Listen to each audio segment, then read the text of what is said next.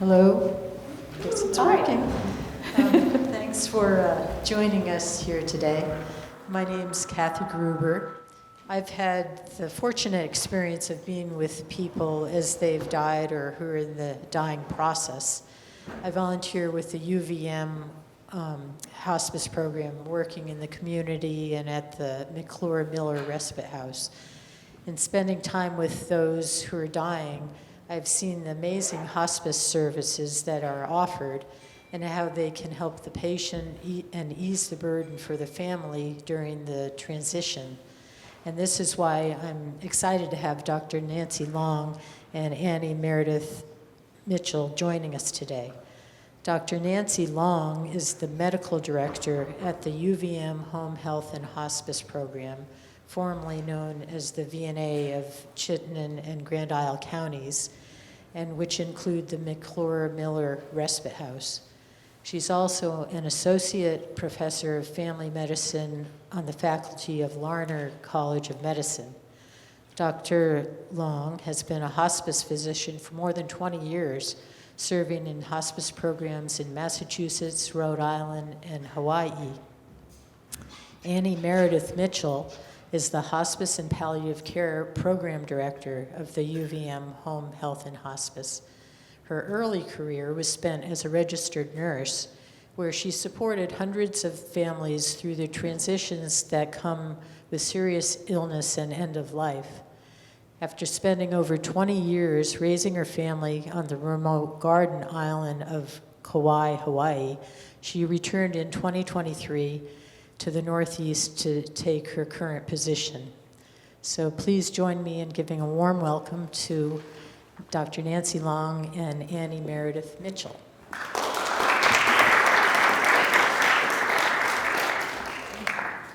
Thank you.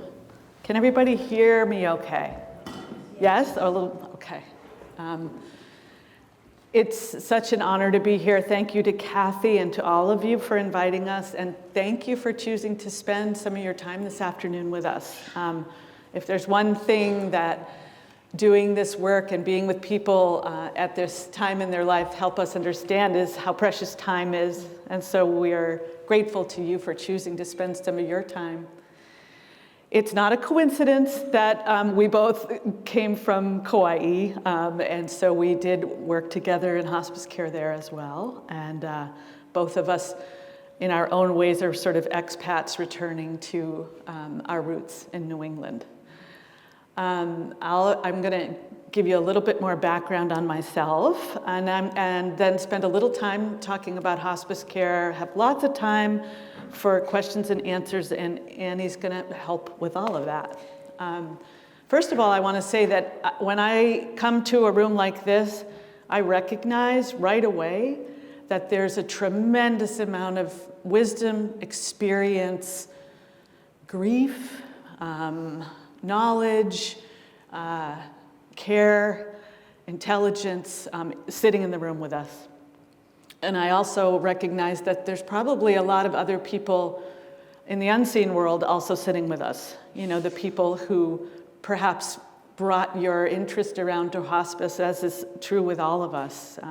Usually there are people in our lives and experiences we've had that have been profoundly meaningful and leave us also with some grief that awaken in us this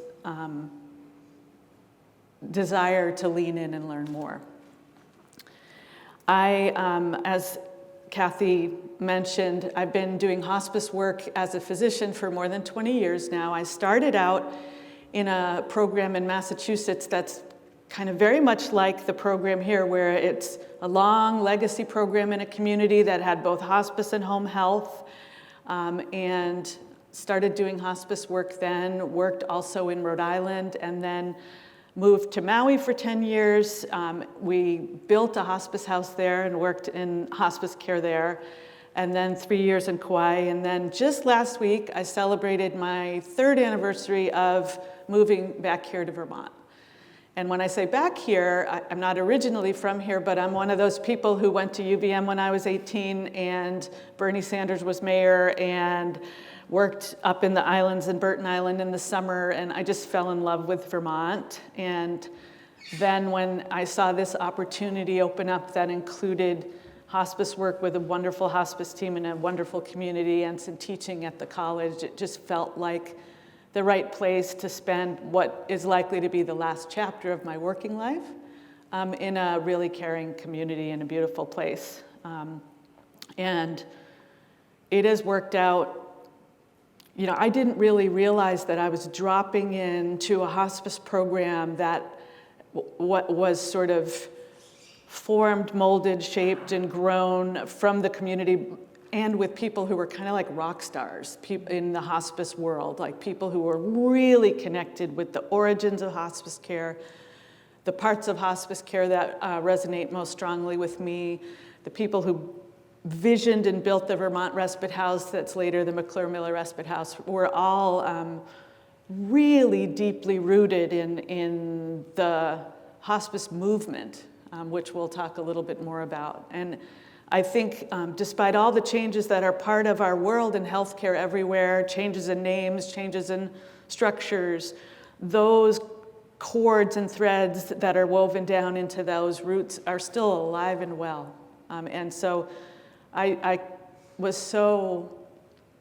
become so happy over 3 years realizing how connected we were in that way and to this community. And it's an incredible privilege to serve as the medical director for this program. So that's a little bit about me and Annie. Dr. Long is an exceptionally hard speaker to go after. So I'm going to do my best. But as Dr. Long shared, we did both move to Vermont from Hawaii, not at the same time, but within a year of one another. And I too feel deeply privileged to be a part of this program. My entire healthcare career has been in hospice. I don't know what it's like to work in a hospital. I don't know what it's like to work on a dialysis unit. I don't know what it's like to work in a OR. And to be quite frank, my entire healthcare career will be in hospice. I don't see myself entering healthcare if it's not in care of the dying. One thing that's different for me, being here from the small island of Kauai, is that the hospice program I was involved with was not part of a home health and hospice agency, and it was not part of a larger health network.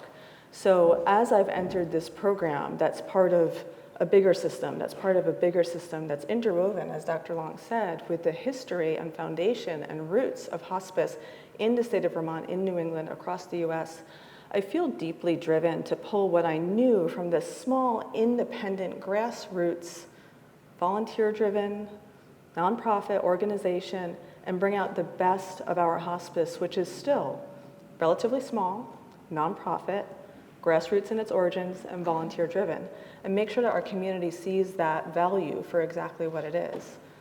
We'll talk a little bit today about growth, which might also be entitled access, and thinking about, okay, how do we demonstrate the value of our hospice program to our community? Is that growth? Is that access? I don't really have the best answer for that, but I know that part of what I want to do here today is excite in you all an opportunity to go out and share, spread the good news, share the word, tell people about our hospice program, tell people about the hospice philosophy of care in general, and together we can get this energy going to help more people see how valuable hospice is, whether it's our hospice or a different hospice program here in Vermont. This is what I'm here for. This is what I'm here for today. This is what I'm here for in the future. So thank you for having me. So I want to start out just with what does it mean to be on hospice? What does the word hospice even mean? What words come to people's minds when we say that word? And usually when I do that, the first things I hear are comfort, compassion, dying at home, a place, a group of people, a team, and those things are all true. I have not had one person yet say Medicare. Medicare is what comes to mind when you say the word hospice, and Medicare is a really important word when it comes to hospice because that's how hospice care is delivered. I don't often hear this as saying, well, you know, it's a specialty. It's nurses and social workers and physicians get specialty training, like I'm a board certified hospice physician.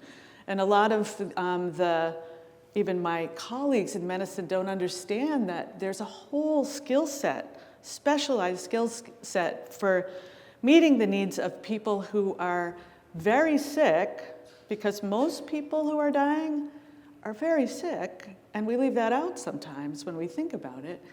And we're often doing that at home or wherever they call home. So this is a pretty specialized, intense medical specialty on top of all of those other things woven together. Many of the pictures you're going to see here are, I love to take pictures. I always say a picture is 1,000 words, as you know. Most of them I took when I was in Hawaii, and I have to update with some Vermont pictures too. But this is an example of a person we cared for living out the remainder of his days in his home in Hawaii. And he lived in upcountry Maui, which is up on the mountain a ways, up the altitude. And what I love about this picture is two things. One is our pets are our medicine too, right? They're part of our family.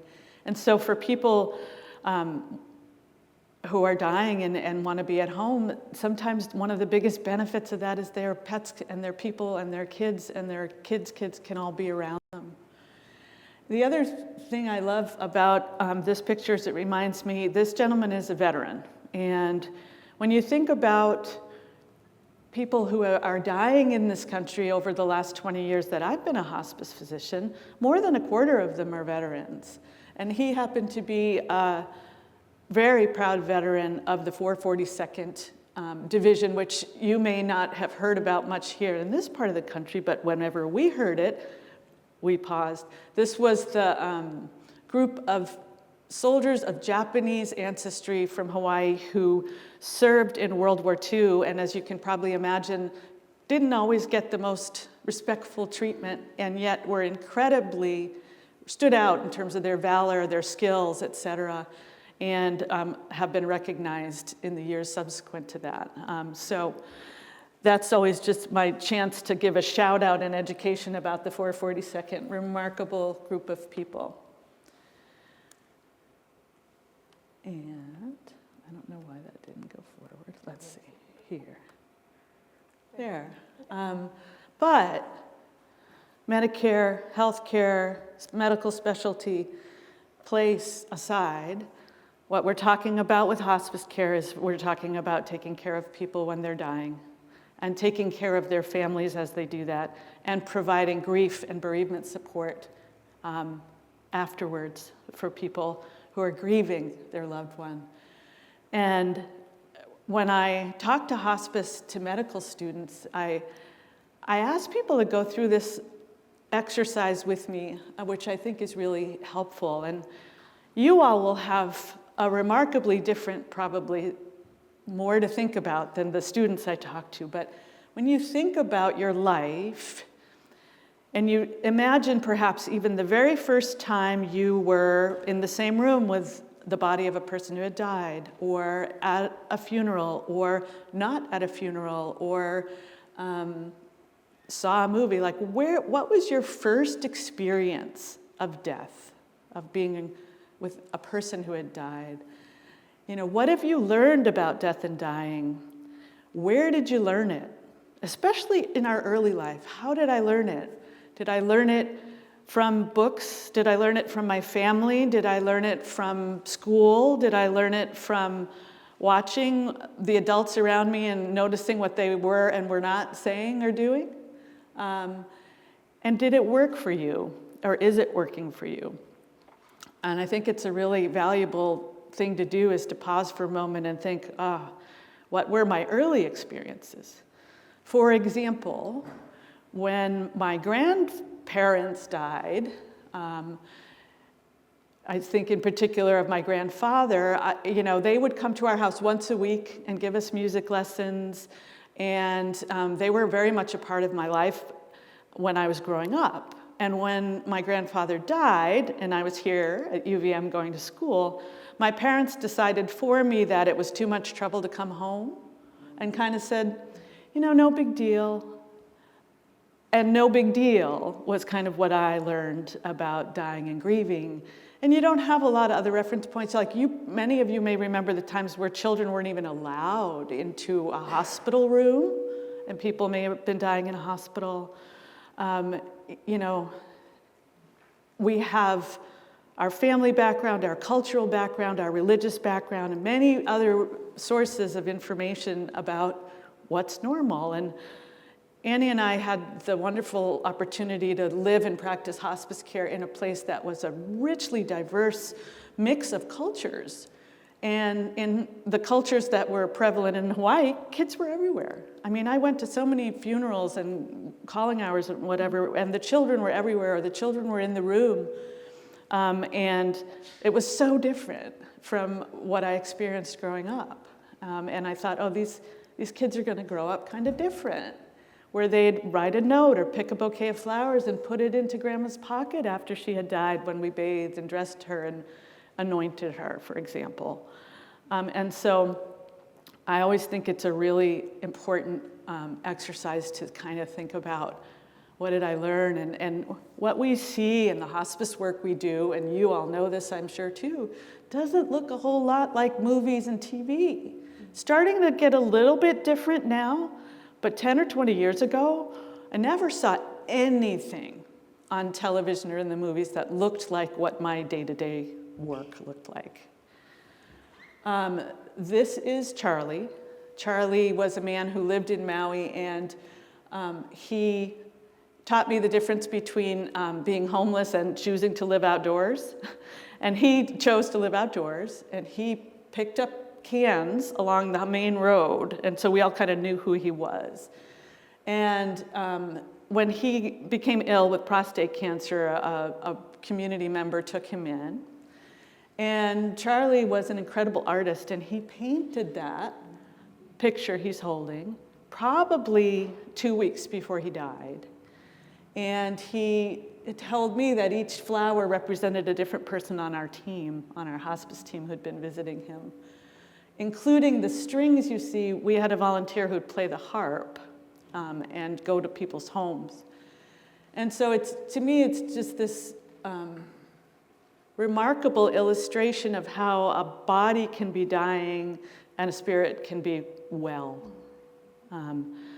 Not always the case, but there's nuts and bolts, and then there's this mysterious part that we're privileged to be in the front row seat for. One of the core components or philosophies of hospice is that dying is a human experience. In my world, as a medical person, you sometimes hear about things that have words like bad outcomes, treatment failures. This is not illustrative of how we see dying, which is as a human experience, like the other end of life, as I call it, the birth end, where we're working with a family to prepare them for an event that's part of being a human being. And it has a lot of dimensions to it, and that's why we work as a team. It has a physical or medical dimension, and as I said, the people who are dying oftentimes are very sick and have lots of symptoms like pain and other symptoms. So that's a core component of what our nurses learn how to do well, and the rest of us. But there are also emotional, spiritual, financial, relational aspects to this that are so important and really color the experience of the person going through it and their family and the people around them. So we work as a team, and Annie brought a wonderful graphic back there of kind of how we look at our team as a circle around a family. We really view the family as the unit of care. And that circle includes people who specialize in spiritual care, for example, specialize in social work, and then bereavement support. So a core component of hospice care is certainly this aspect of a team. And like I said, when I think about the birth end of life, you have your obstetrician, you have your pediatrician for the baby, you have the lactation consultants, you have the social worker helping navigate. You might have other people supporting this family at this tender time going through a very natural human event. And we we look at ourselves in that same way.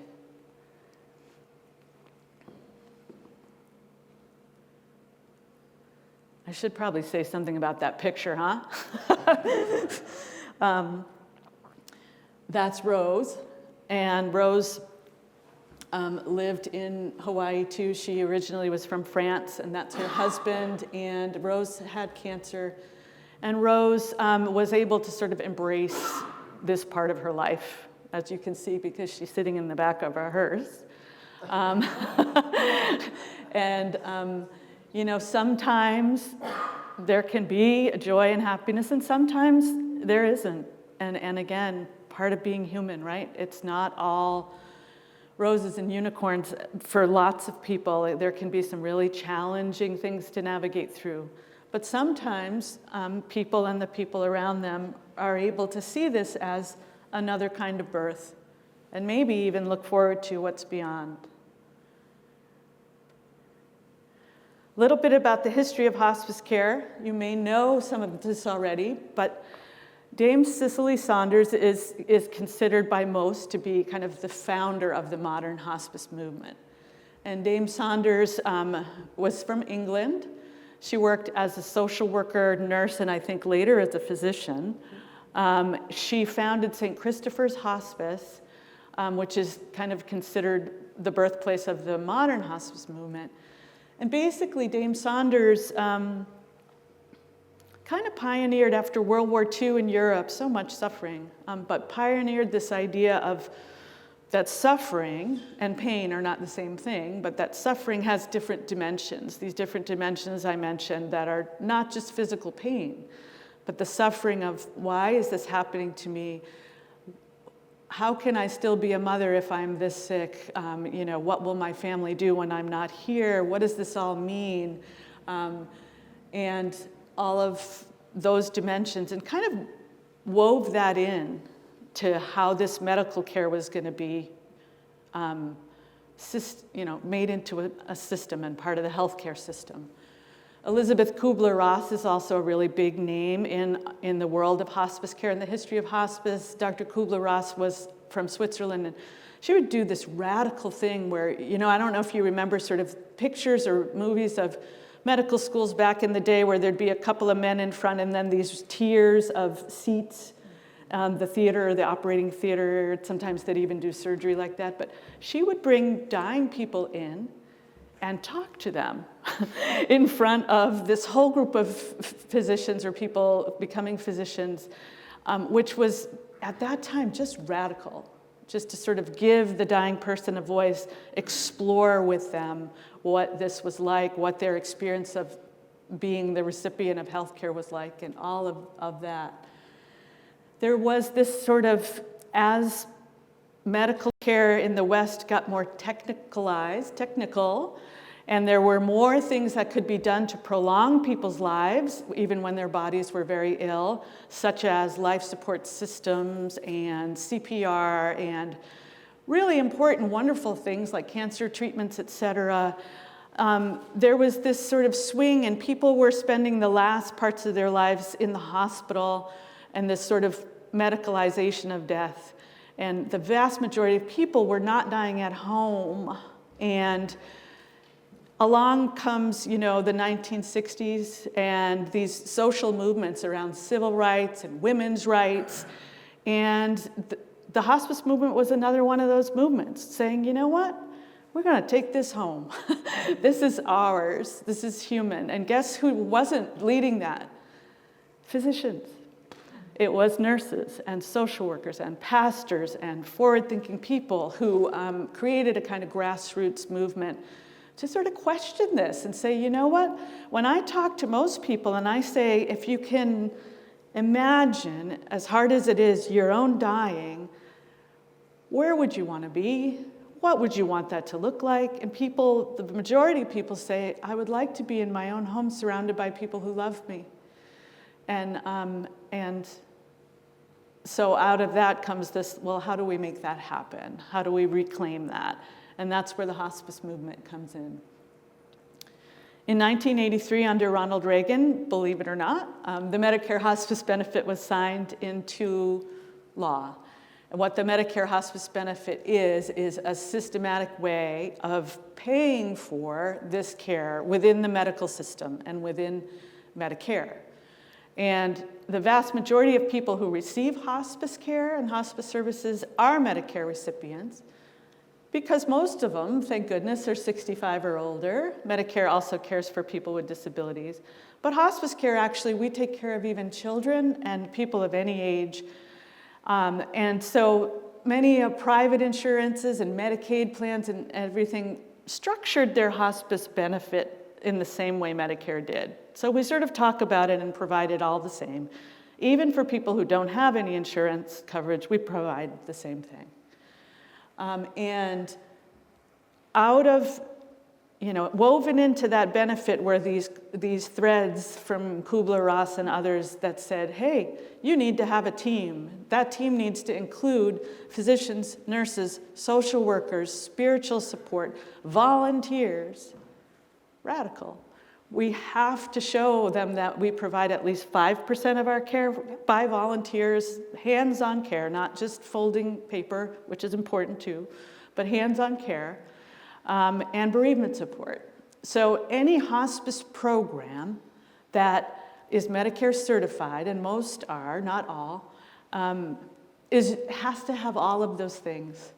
And your team has to come together as a team and on a regular basis to talk about, all of the people you're caring for, et cetera. So this is a team sport, and it's woven into how it's set up. Now, there are certainly some things about how that Medicare hospice benefit works that could use some updating in 40 years. But basically,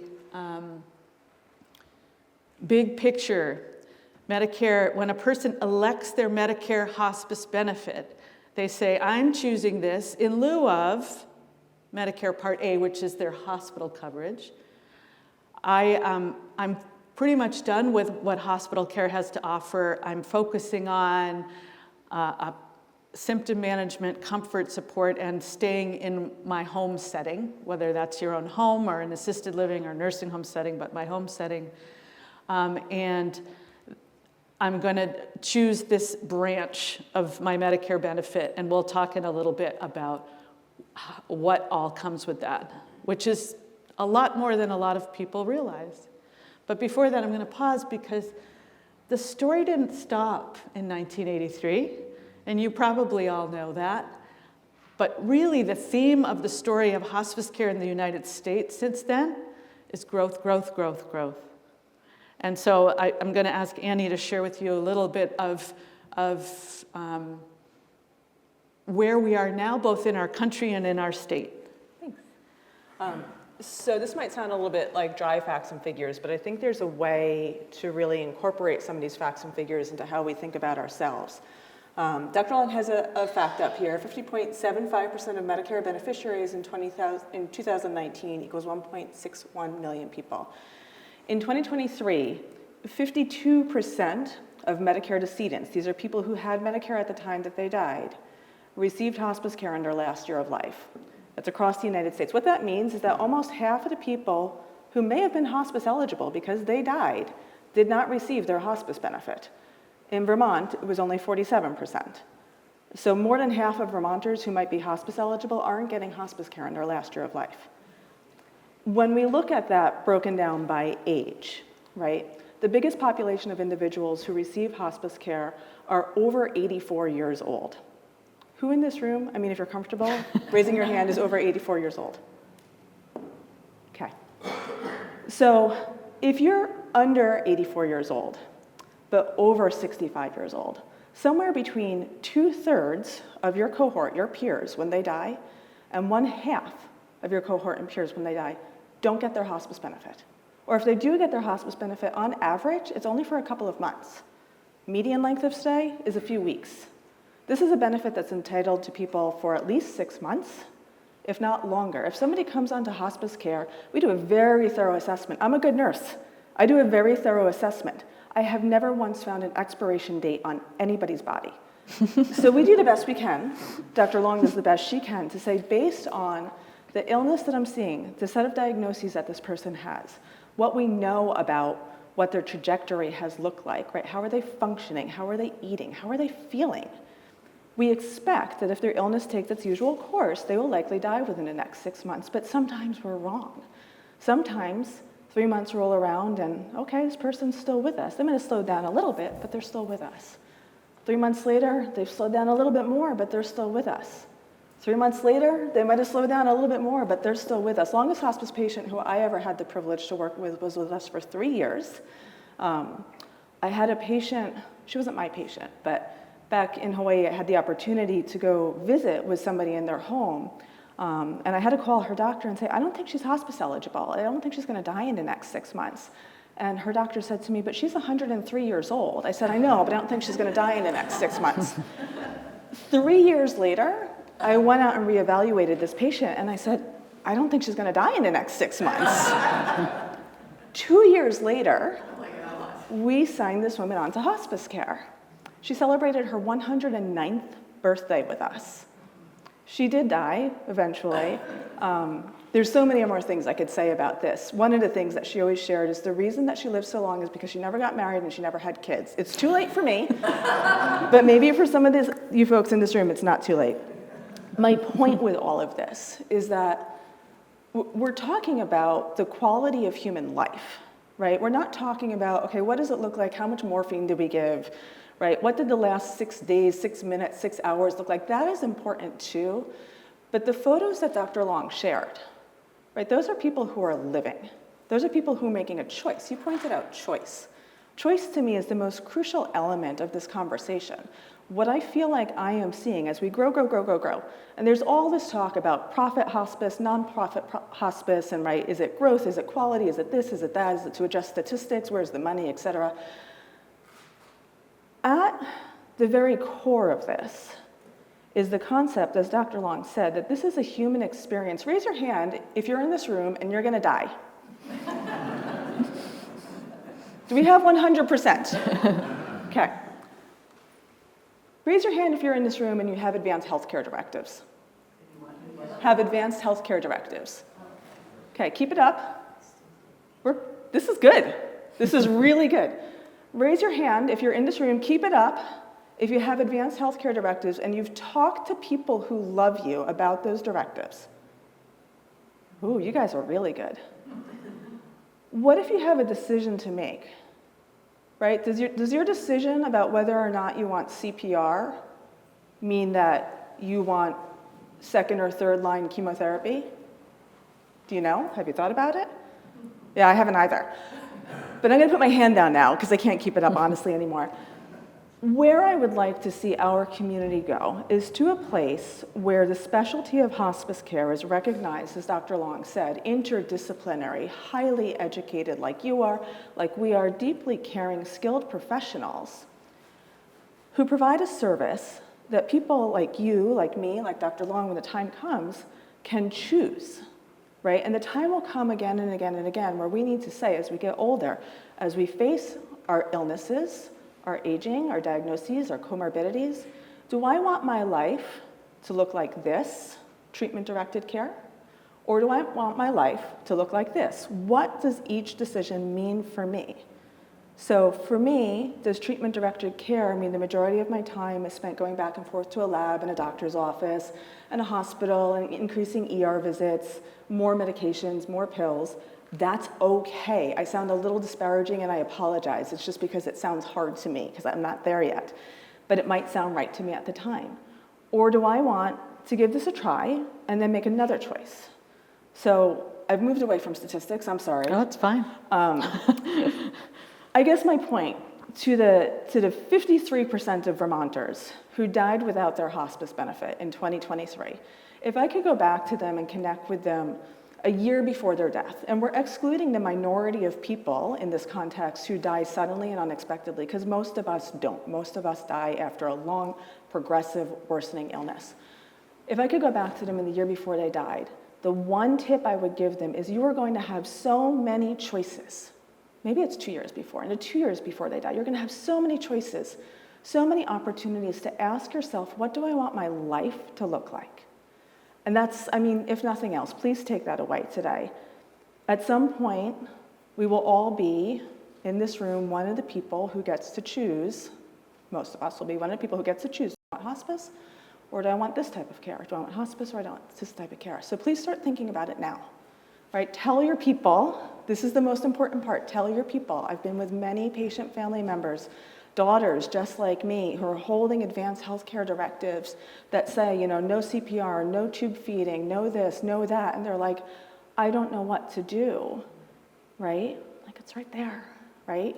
What did your mom tell you? Well, she always said she'd never want to be like this. Like, okay, so let's listen to that gift. Let's do that. So make your choice. Know that you're going to have to make your choice again and again and again and again. And that hospice is always going to be a valid choice for your health care. That's what it is. It's not a, this is what we do when there's nothing left to do. It's not a, oh, we've done everything we can do, right? It looks like it's, we got about 6 days. Let's get them on hospice, right? This is a choice you get to make. You're going to have more than one opportunity to make it, hopefully. And tell your people what your choice is now, right? So that they can help support you. The medical system can be overwhelming. You know, we get routed into, okay, and this is what we do next. This is what the algorithm says. This is what the treatment protocol says. And we have to ask, okay, just because we can do this, should we? Is it aligned with what I value in life? I think I ran out of statistics. There were others you wanted me to share, but I went off that way. Fine. I'm sorry. I'll pass it back over. Sure. One more statistic. The state with the longest life expectancy in the US, Hawaii. So that 109-year-old person was the oldest person I ever had the privilege to work with. Me too, but she was not the only 103-year-old person I had the privilege to work with. No. So a little bit more about this hospice benefit, right? This choice. Because if you're not sick, you can't make this choice today. I'm sorry, we're making it sound so good that I'd like it now, but I'm not eligible now. So what makes a person eligible? A likely life expectancy of 6 months or less if the disease follows its natural course, as Annie said. Whose job is that? That's mine and your primary care doctor, your oncology doctor, for example. And one of the myths that I want to bust today is that I still hear many doctors say, well, she doesn't have a terminal diagnosis, but she's fallen 6 times, lost 30 pounds, doesn't want any kind of workup, needs help bathing and dressing, and doesn't want any further life-prolonging care. She's eligible, okay? So we're looking at a person's known diseases, but also their functional and nutritional status, super important prognostic indicators for us. So if you ever hear from a doctor, well, my doctor said I'm not doing very well and I might die in the next few months, but I don't have a terminal diagnosis, so I don't qualify for hospice, ask again and say, could I have the hospice come evaluate and explain it? Because a lot of the physicians and other people I work with don't know that. They go, oh, they don't have a terminal diagnosis. There's more to it than that. Call us if you hear that. Yeah.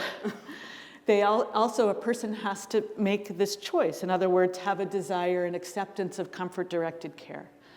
Now, that doesn't mean a person can't say, well, I would like to go back to the hospital and seek more treatment because I'm feeling better, or if I fell and might have broken my hip.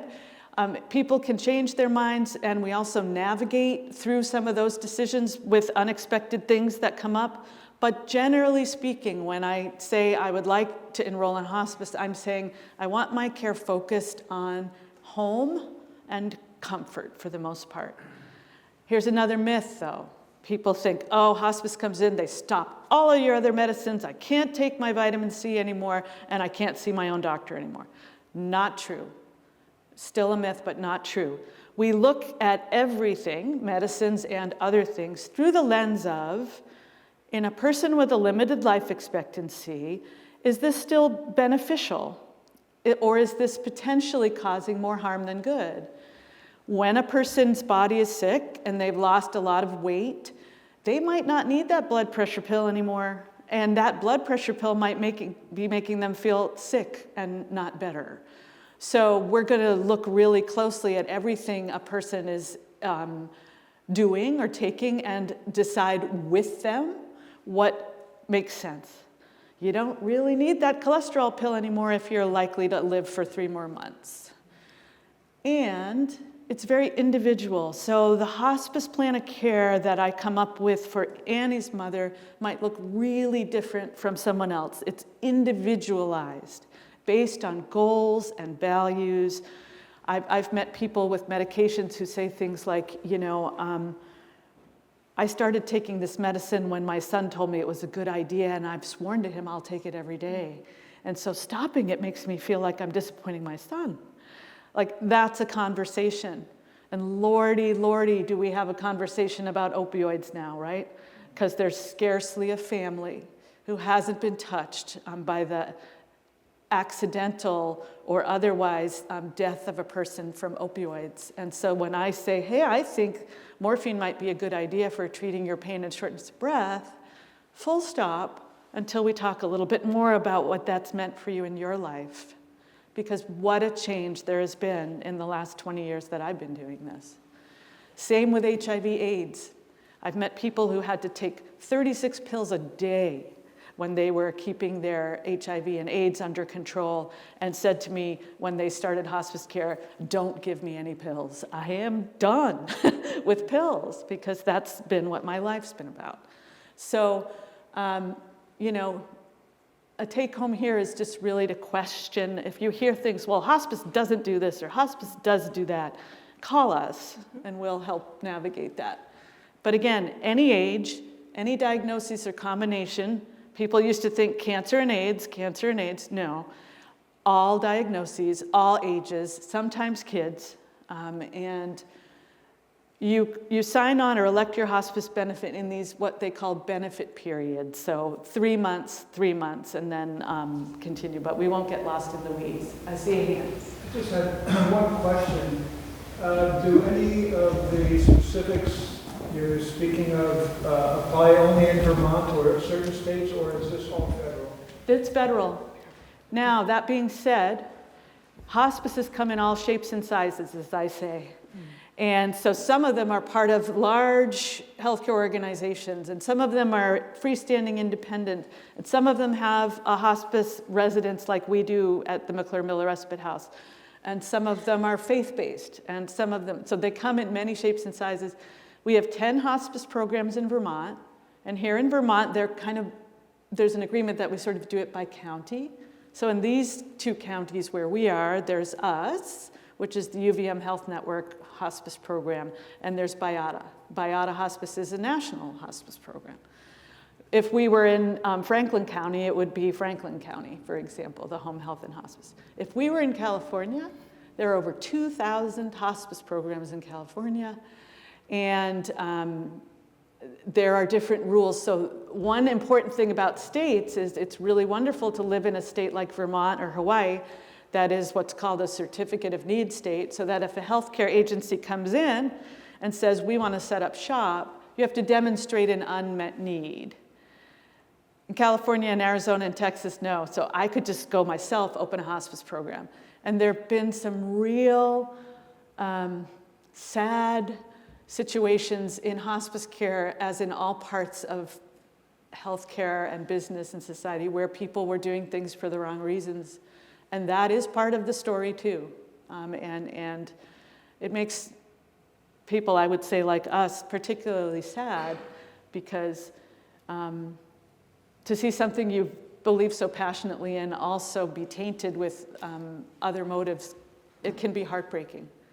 But we're here to say it's not like that everywhere, and it's not like that here. So, thank you.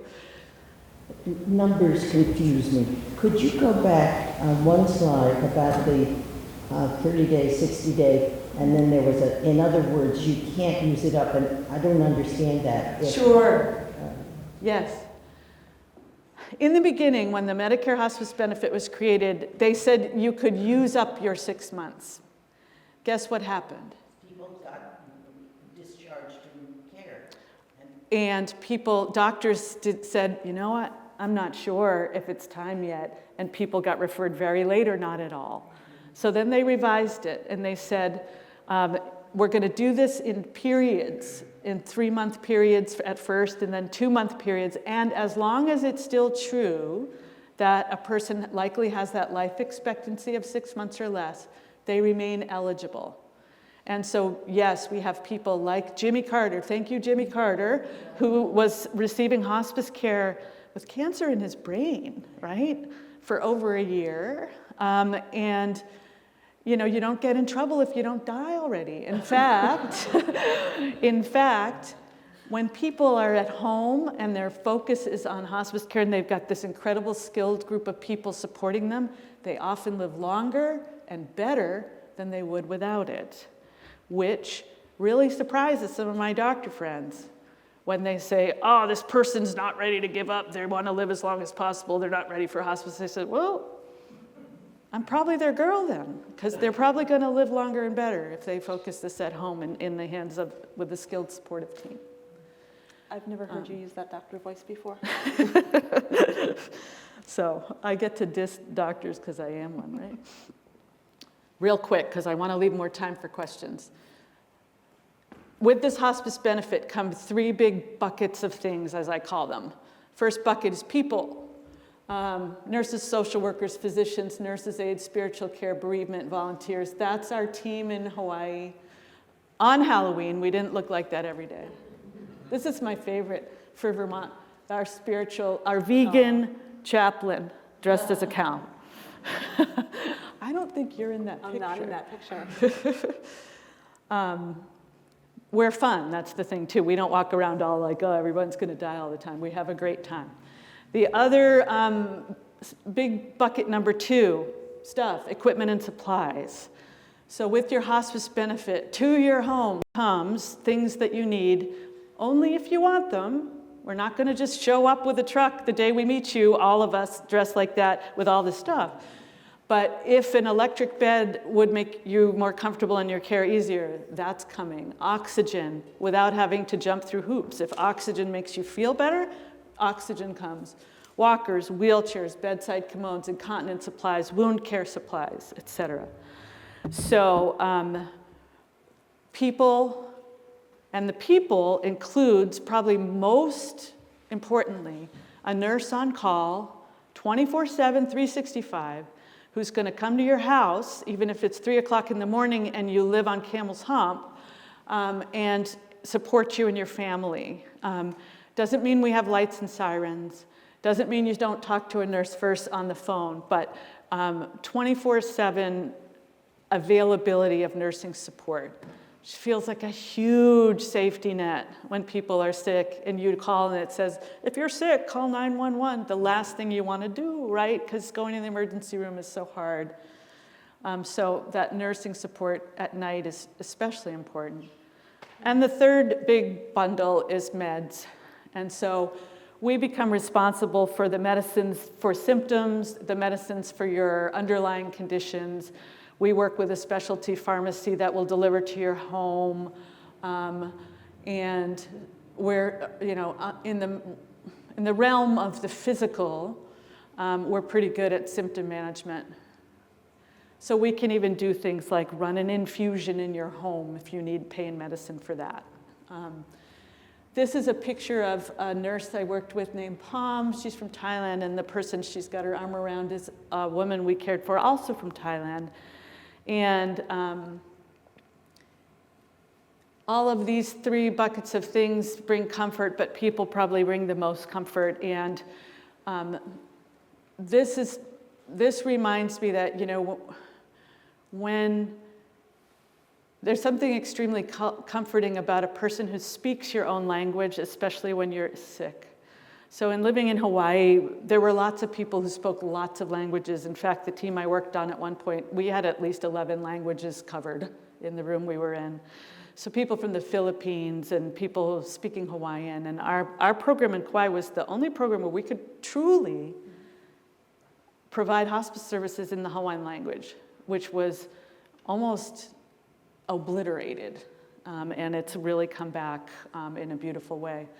But I saw so many times where being able to speak to a person in their original language was such a comfort.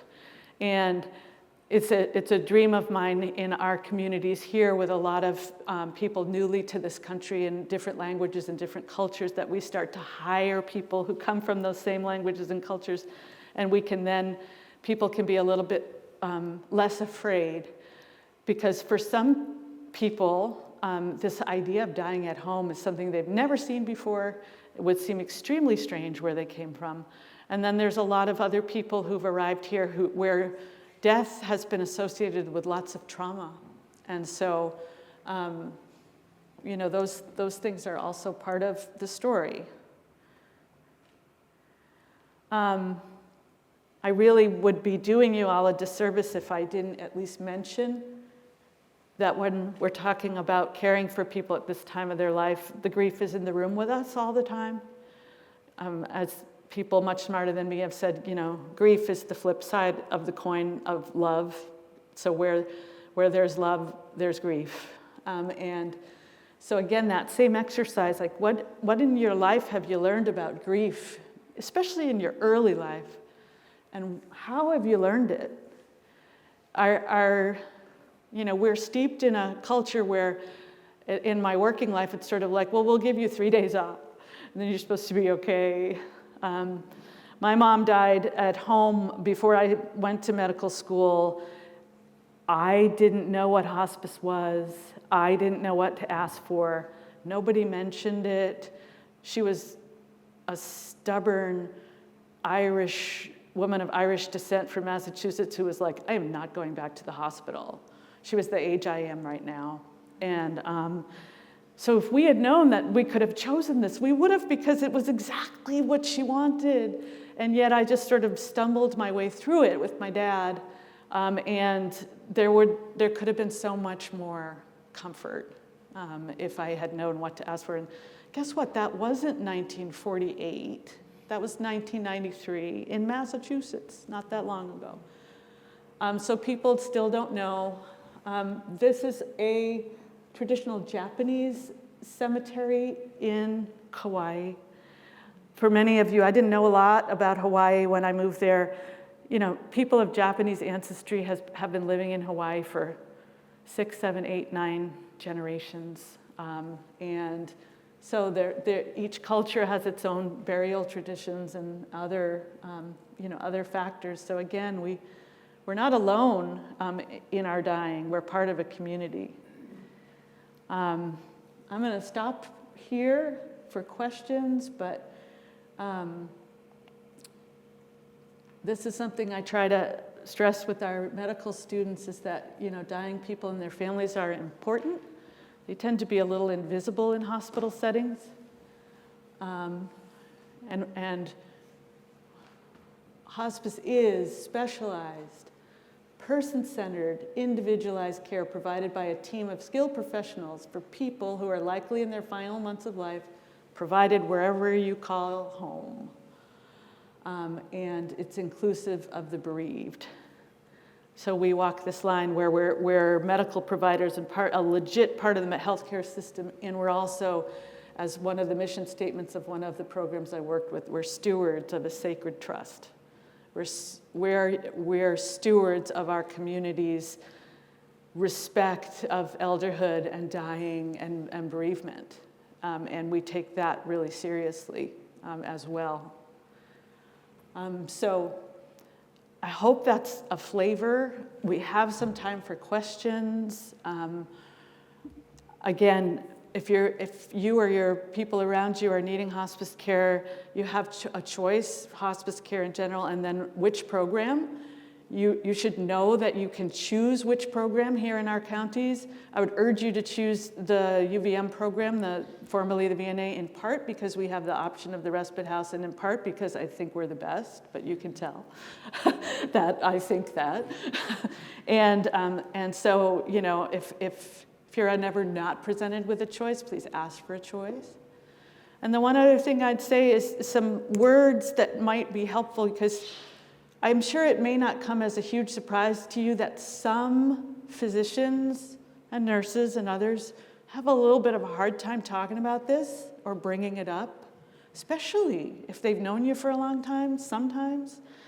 And so you can take this with you. If you ever find yourself in a situation where your health is failing or questionable, you can say to your healthcare provider, I know that when the time comes, hospice care is going to be the choice I make. I'm relying on you to help me know when that time is. Boy, does that ever help the person on the other end go, oh, I can talk about this now. I've been really walking on eggshells. So I know that this is a choice I may want to make, and I'm relying on you to help me know when that time is. So with that, is there anything else you want to add? And then we have time for questions. I don't think there's anything I could add to that. I saw hands up already, though, so If why don't we people jump right into have questions, I've got a mic to give them.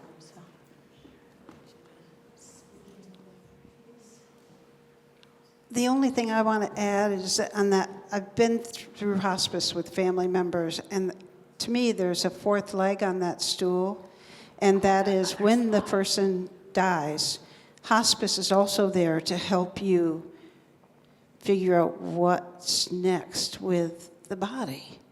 And it's a really important piece that I didn't think about. Thank you for saying that. So you pointed out that, if you and I were talking 100 years ago, you probably would have seen your grandma lying in the living room, and having a home wake or having had died at home. And then this shift happened and we stopped seeing that. And a lot of things were kind of behind closed doors or we didn't really know. And so that is a thing where when we're caring for somebody at home, and they die at home, that's what we're preparing for. That's expected. So that means there's no 911, there's no morgue. Our nurse comes to the house in the middle of the night if needed or whenever, assesses the person, lets the physician know the time, et cetera, but it's called attended and expected, and it's not, it's a natural death at home, and it's what we're expecting. And so then when the family feels ready, the funeral home comes directly to the home. Like I said, they don't have to go to a morgue or the hospital or anything, and takes it from there. And so, yeah, when my mom died, I had no idea. I thought I was supposed to call 911. I didn't. Fortunately, I got connected with her doctor, who then made some calls, and it was all okay. But all of that is taken care of when hospice is there with you. And one of the saddest times for lots of people, or hardest times, is when the funeral home comes and they wrap the person and they take them out of wherever they are. That can feel really final and really sad. And so having people there with you, talking about what to expect, helping you throw away some of those medicines you don't want in your house anymore, like helping you figure out what to do, answering your questions is so important, both for the head and the heart, if that makes sense. And Kathy knows, but at the respite house, when someone has died, whether their family is there or not, we have a certain, we pause. And what that pause looks like is we have this beautiful quilt with a tree on it called a Tree of Life that was handmade by people in our community just for this purpose. And when the funeral home comes, that quilt goes over a person, or sometimes a flag if they're a veteran and that feels important. And we ring a bell so everyone pauses, even the people cooking in the kitchen, even the volunteers, and we stand quietly and line the hallway as the person leaves. And very often their family walks out with them. And the way I explain it to families is to say, we want to show her our respect every moment she's under our roof. And you may not know this is kind of a cool thing. Some of the funeral homes will ask what their favorite music is, and they will pull it up on Spotify and roll down the windows and play it as they drive away slowly. So I've heard everything from taps to, Johnny Cash to I Did It My Way is a big one. And so think about what your song would be. I always like to do that. But so to traditional Indian flute music, to John Denver, it's been interesting. But that's something I've seen at least one of the funeral homes here do. But those moments are very hard moments sometimes, and it can feel good to have people holding that space with you.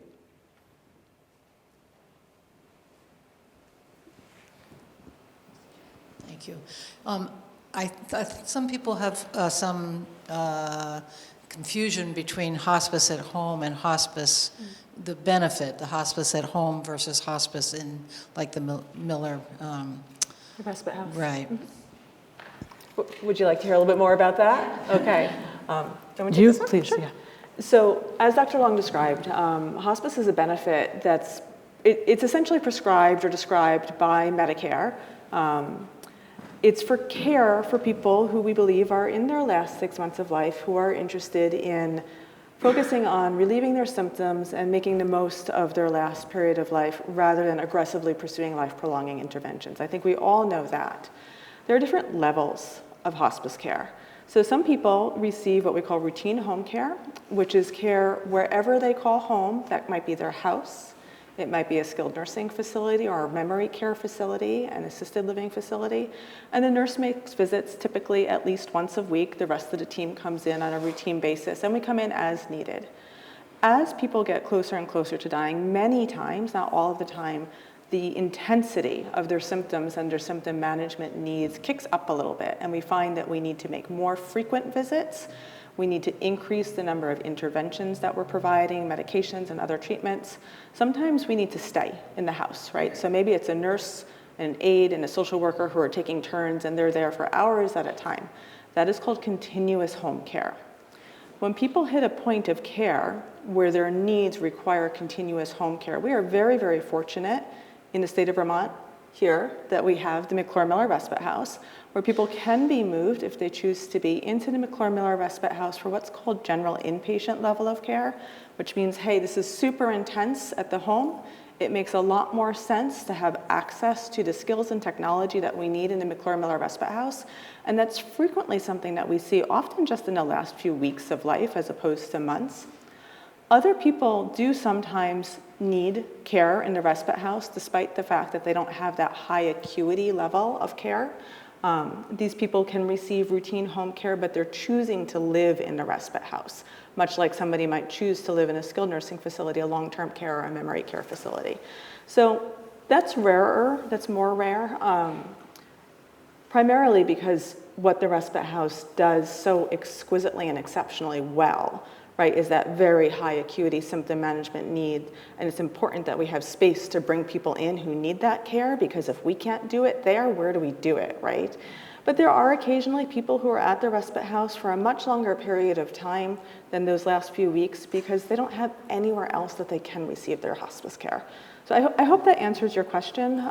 Is there a financial benefit? I mean, is there a financial difference between home and? There is. So the Medicare hospice benefit is provided essentially free of cost to anybody who qualifies.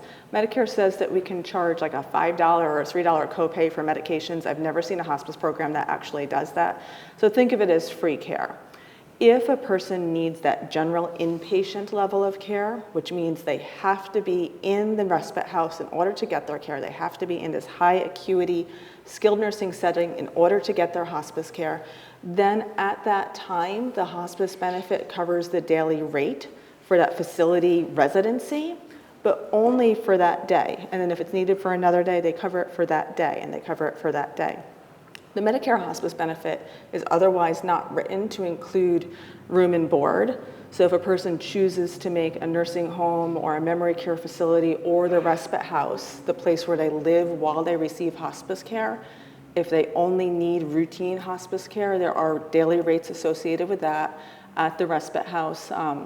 We follow what the state says we can charge for Medicaid, which is up to $440 a day for a daily rate for residency. And that goes down based on a sliding scale, based on income eligibility. But the charge is not for hospice care. It's the daily rate for residency because one is choosing to live there. Does that help? Yeah, I think a lot of people come to the last part of their life when they need more care and have a kind of rude awakening about what is not covered. And like you're saying, the Medicare hospice benefit covers a lot. And so many people say to us, I wish I had known about that sooner. We hear that a lot. And at the same time, we talk together about how will we work together as the person we're caring for needs more and more help with everything. Because just like a newborn baby, most people as they come to the end of their life need help with everything, from getting a drink of water to their personal care.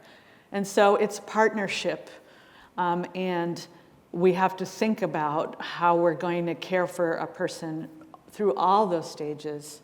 And so that can feel hard. It can feel hard for families, I think, figuring out how to provide that kind of care.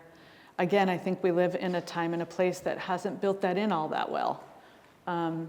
So one thing I wanted to add real quick is that, hospice care, we also go into nursing homes. We go into Birchwood, we go into Elderwood, we go into Burlington Health and Rehab.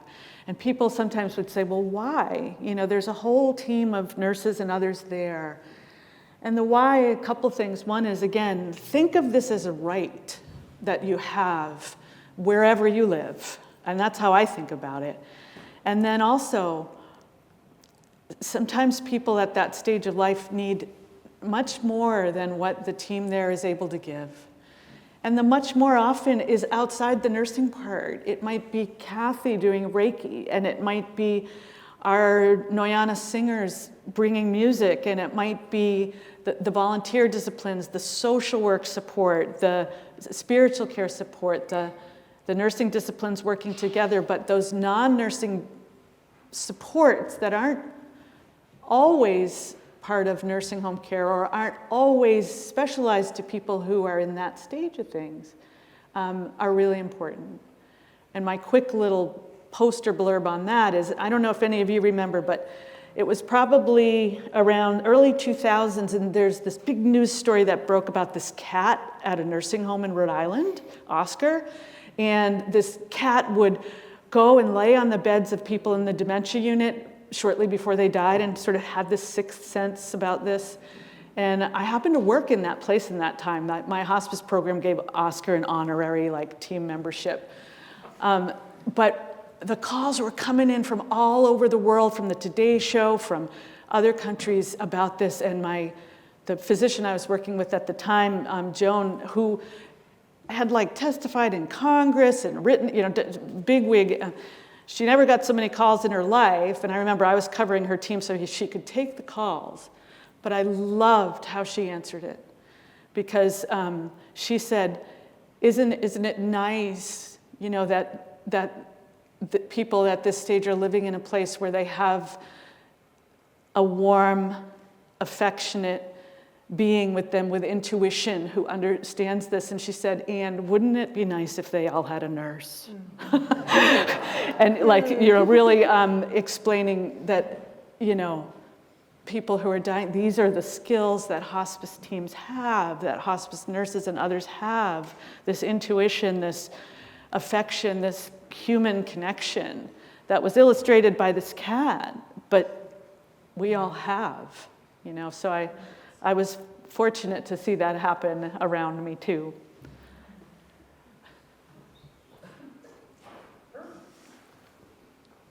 So it's really important, if you know people in nursing homes who are hospice eligible, to ask for it, because it's extra TLC that people deserve.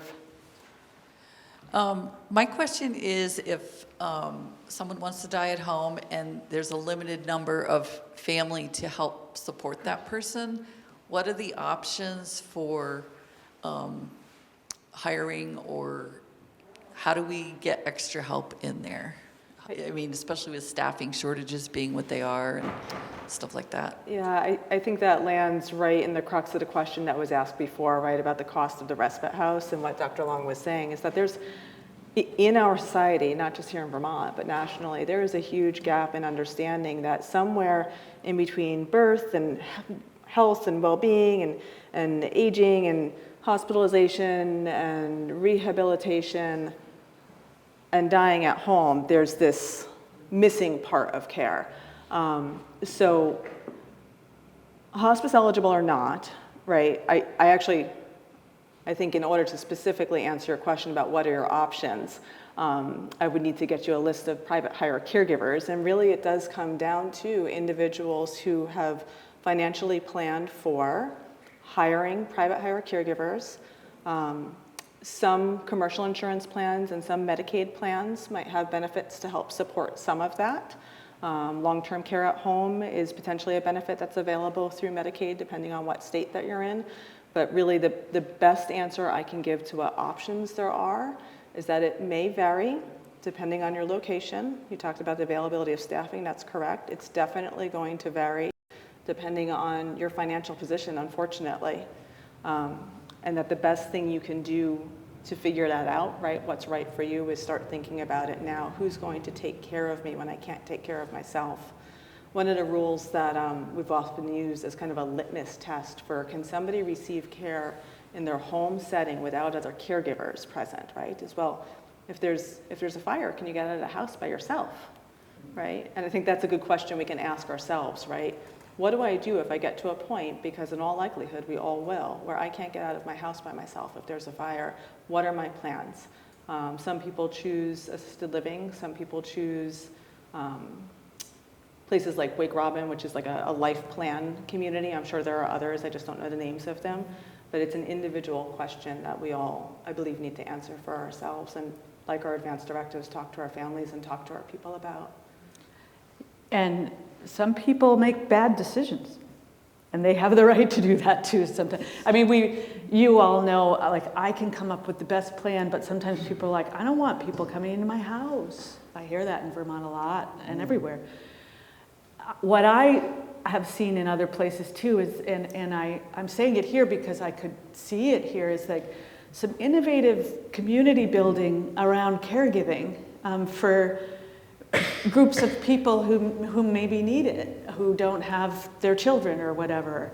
I've met a lot of people too who are like, I'm never going to live with my kids. I don't want to. So I saw in Hawaii, where a lot of people like myself didn't have their family around, that groups would form and they'd organize, like, these are the tasks that are needed. I'm going to sign up for a shift. Someone will do the grocery shopping, somebody will do the recycling, somebody will, do bedtime. And so we can look outside, but we can also look inside at ways. I mean, I'm saying this because I'm on the horizon of my own old age, and I'm like, I have no children. Let me figure out how to get, like, first of all, stay really strong, and then get other seniors energized to do this for one another, if possible. It's challenging. Planning is great. It's challenging. And I would add, this may be a period in our lives that lasts far longer than we expect, right? So not necessarily weeks, but months or potentially years. Yeah. So stay strong, eat healthy, drink lots of water. We have time for a couple more questions. Sure. I'm going to step out soon. I'm just going to say that. I've got to step out soon, and I'm going to take this, but this is my picture to illustrate that sometimes the end of the day is the most beautiful.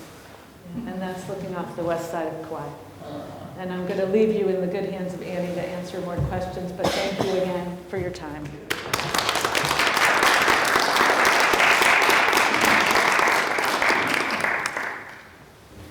This is more of a technical question about medicine management. Okay. My father was 101 back in 2014 in St. Johnsbury, and I had been managing his care for a number of years. And I had unlicensed caregivers giving him care, and he was placed on hospice for the last few months, and we were given a whole basket full of medications, with really no control on how much was given. I mean, I made a medication record. I'm now a retired RN, but I made a medication record. I saw that he got medication twice a day, but these were unlicensed people giving medications. And what was it to keep those medications from being stolen or abused? There's a certain, is it different today than it was in 2014?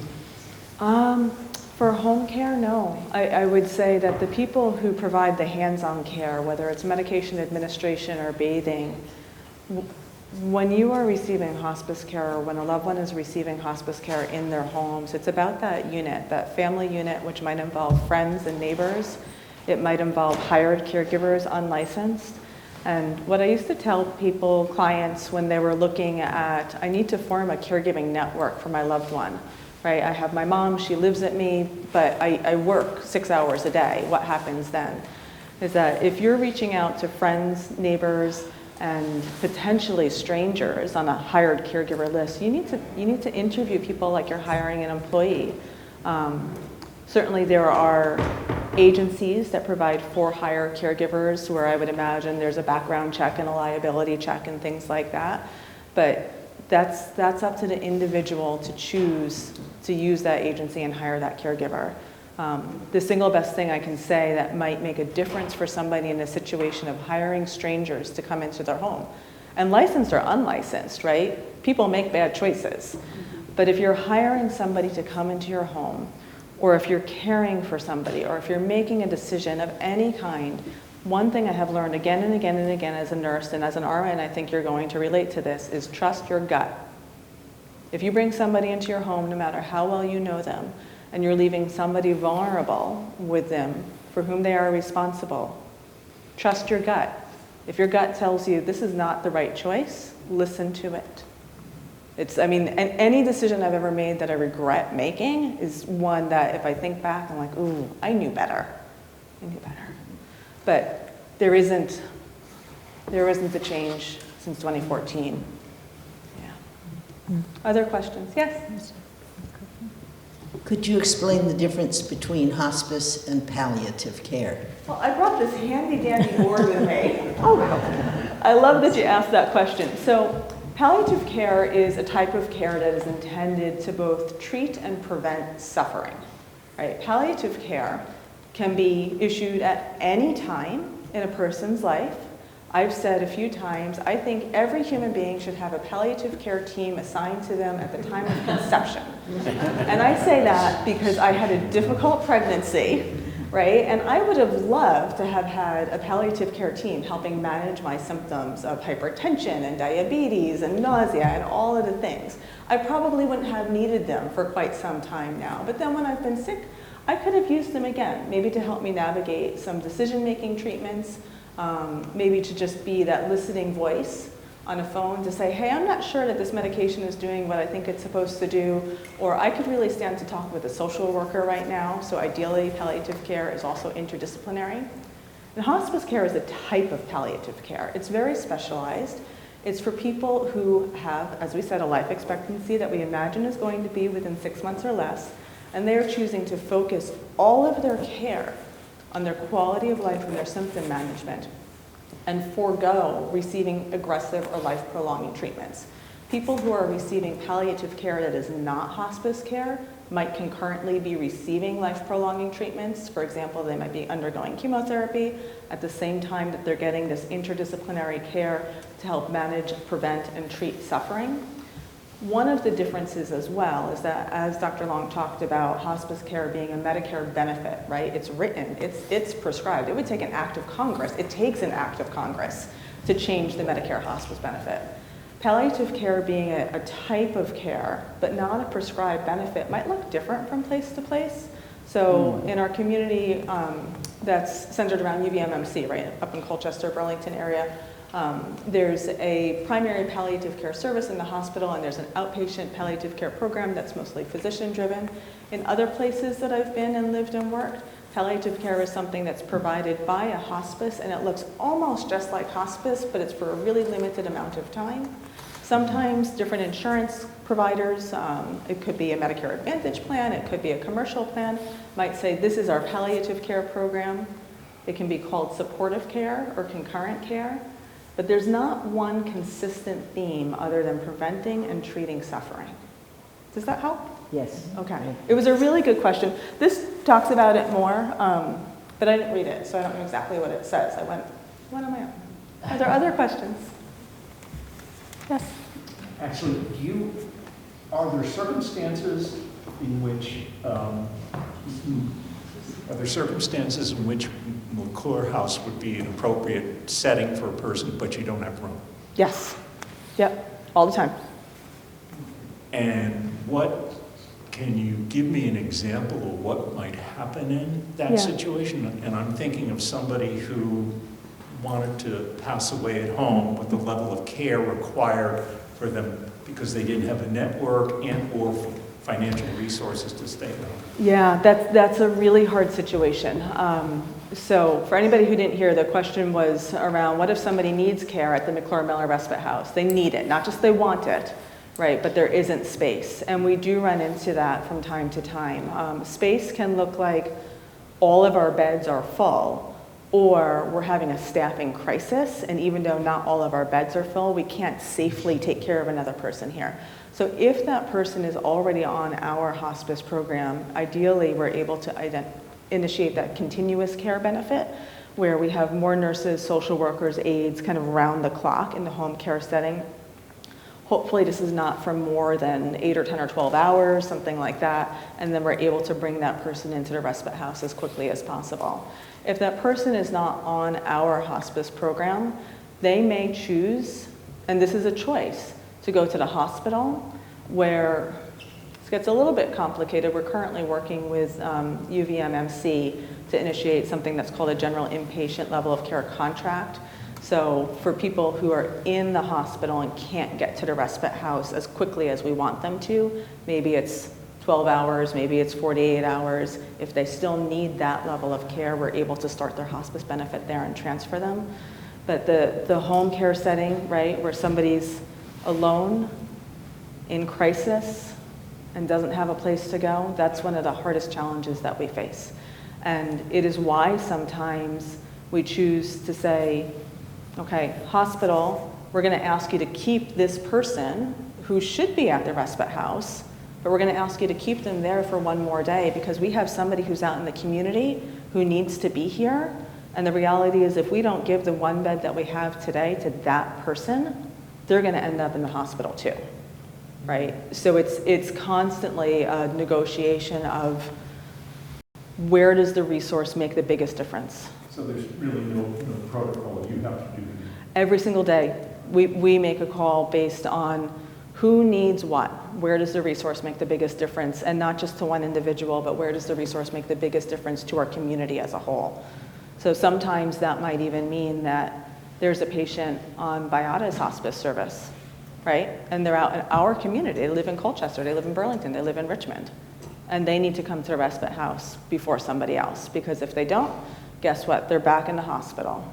And I mean, if I back things up a little bit, I have a 21-year-old son. He's a good kid. But if he needs a bed in the hospital and he can't get it because I'm sending my hospice patients there, what am I doing? We're all connected. That was a great question. Yes?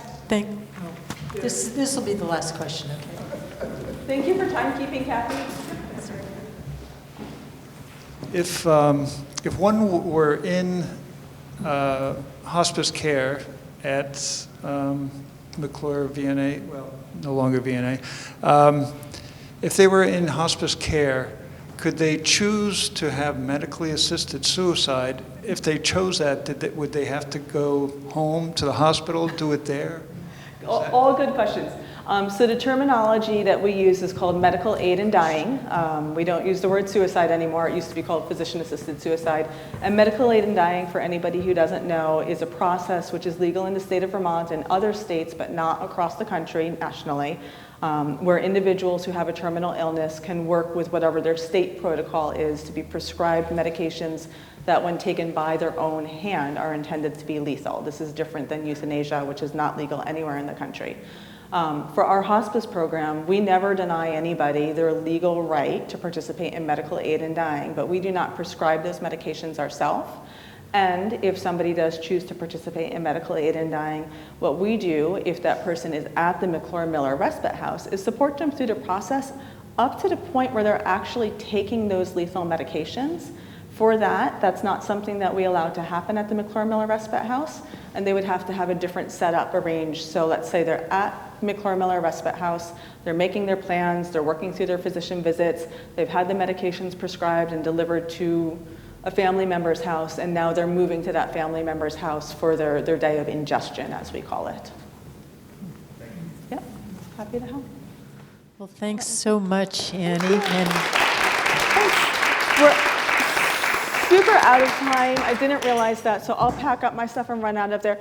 There are brochures for our hospice program for the McClure Miller Respite House, some of my cards, and just a really neat article that was published in 7 Days about a year ago that you guys are welcome to grab. If you take away nothing else, if you have questions about hospice, please call us. Okay. Thank you.